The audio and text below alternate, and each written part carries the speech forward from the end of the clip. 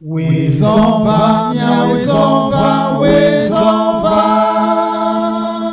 Non vilan longtemps. Wezova, sodede kumenya oba. Pewona siame. Wezova,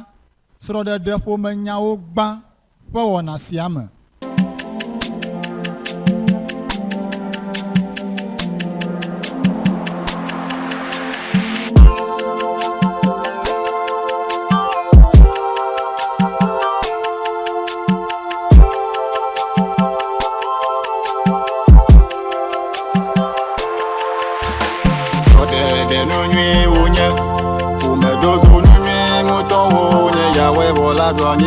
Kakana madogo madokpa nya figere monofi asujo mavo finao.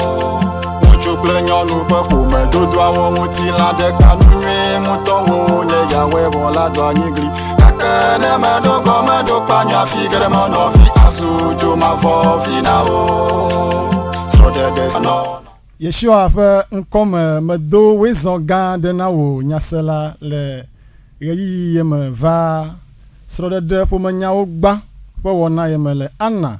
bla sekevo eton toto jesi eton fe yava la ji le egbe jinu adra fe keke wi ne yikenye kosida le fa peve ple blabo eneyeme wizon yawe mawu fe srodeda nudu anya wo muti nwe wona ye nye wona de yike yawe mawu dade jijinu he ko klere menye le fe doda siewo fe aloje de kamebe nyacho adade asronu cho srodede klopo menyawo nguti le ye yawe mawu fo nu duanyi nguti eta megado wezona wo akan na no mokpom ne nyafa nu so sro wo klo nu fiewo cho amenu veve memi yawe mawu pa mesamina wo gbo yike atamo nweto nami hena jijeme kadem nweto go mekpopole esrodede blame akpe ya ekema no vinye nyanywebe yawe mawu be no manya tae tonye uchro srodede go no vinye le madidi ma gbedasi ke apetola chonu kudo srodede nguti ya ase rafimia yide wona laji ke nu khlamenya jodre jola ole mujo ame gbogbo to ade ole jo ma fo fi srodede me fifia sina wagba wa made ike fifia fi agede srodede me alo ele dodo wombe agede ma de biade gbonao bene na do nguti na do ku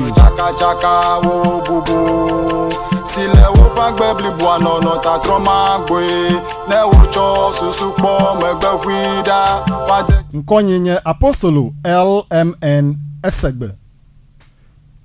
afodo fe yo jizomnele emo yo jizomnele hafi ko ye srodede damede de bienye be ekadeji be mayenye nwieto akoya we mawo nkonti a wa made yike megede srodede me hade ko kake enya be ye le srodede la wo dome wo ha ava de srogbede ka dodo yo lasiwo ebe wo ya zonji afi agede srodede mede anya dodo yo akoya we mawo nkonti a enya dokuyo nenya made ye le dodo wo cho afodo pa do ko la damne tepebe ya dede kakpima alo de tubimade afodo pe yo ofie o alo afodo pe yo na fie de ku o leji zomde akoya we mawo nkonti a mo khwesebe anya Yeshua ke Kristo yo majela dodo ma wo mele ekade de male wo kpli ntuma nyonuma de kakpima de tubima domede gbedasi ma mi duola mienwe wo de nono matata yo nye picture yo mi dola mienne o kpli nono matata de zo video mi dola mienne o vo mi be yo be ya de yo ne o mi ye mienne o degede akọ afetola fe nkontia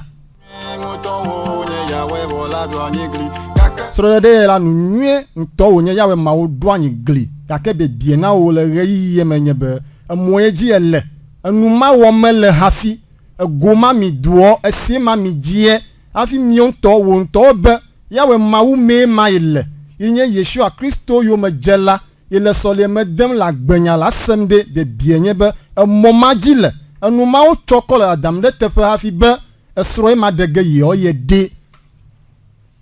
ekwa potola nkontia finao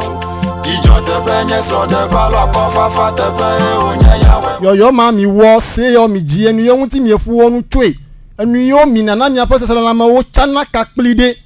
ekɔ aƒetɔ la yawe ƒe ŋkɔ ŋutia. Teƒe nye srɔ̃ de va ŋuti fafa. Wo ɖeka koe le anya wo ŋutɔ dza koe le anya miame vie koe le anya miaƒe godoƒewo miaƒe sedzidziwo ɖoɖowo ye la dze be ame wòawɔ ɖoɖo hafi age le srɔ̃ ɖe me gake ɖoɖoa yi ke wɔme le dze be na bie ɖoko beɖi ekɔ aƒetɔ la ƒe ŋkɔ ŋutia ade bubu eŋutia eɖe eƒe kɔkɔnyenye kple eƒe dzɔdzɔnyenye ɖe go fia alo meɖe fia o. Miawo ŋuti nyuie tsɔ agbe blibo kple amegbetɔ ŋuti nyuie tsɔ ame ɖokui kple xexeame ŋuti nyuie ena tsitsi le susu kple ŋutilãmenuwo. Yawe vi ɖe sia ɖe dze be na bie nya ɖeko hafi nya ge ɖe eme eŋuti kɔ na wo ta edi be yawɔe ɖewea ahawo bu ŋuti be wòakɔ aƒetɔ la ƒe ŋkɔ ŋuti ŋkɔ nye apostolo LMN esegbe. Dzadzraɖo mi